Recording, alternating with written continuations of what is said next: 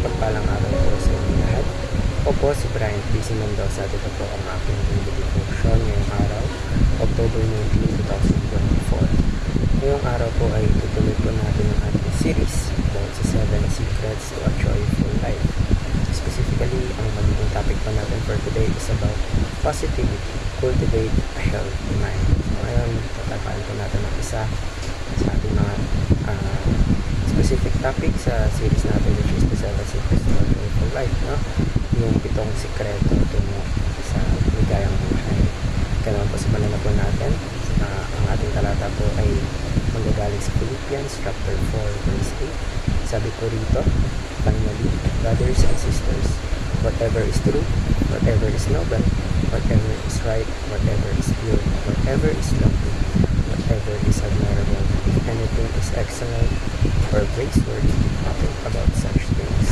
Sa Tagalog po, kakuli-huli nga mga kapatid, anumang bagay na totoo, anumang bagay na kagalang-galang, anumang bagay na matuwid, anumang bagay na malinis, anumang bagay na kaibig-ibig, anumang bagay na kapuri-puri, kung mayroong anumang kagalingan, at kung may anumang nararapat kapulihan ay isipin ninyo ang mga bagay na ito.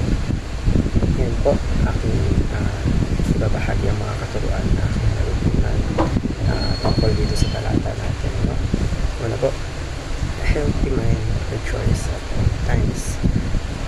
Ang isa po ba lang mind na healthy, ang isang healthy na utak is nag-rejoice at all times. So, paano nga ba tayo nagkakaroon ng healthy mind?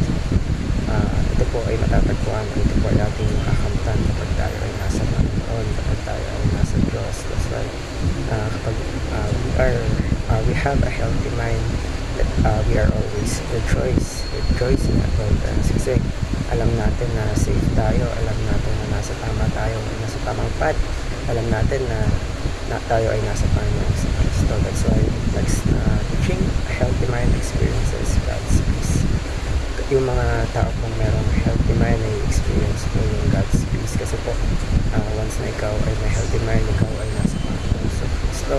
At kapag tayo ay nasa Panginoon sa Kristo, binibigay niya yung peace na kailangan natin, yung peace na hindi natin makikita sa makamundong bagay sa ibang mundo. Ang Panginoon ay mabibigay sa atin ang pinaka-the best na peace na mabibigay sa atin ng healthy mind. And lastly po is a healthy mind focuses on the positive. Let's focus po sa positive para hindi po tayo na-stress, hindi po natin mag-focus po tayo sa positive in order to have a healthy mind para lang po sa ating application. So paano natin ma-apply itong tatlong katuruan na ito?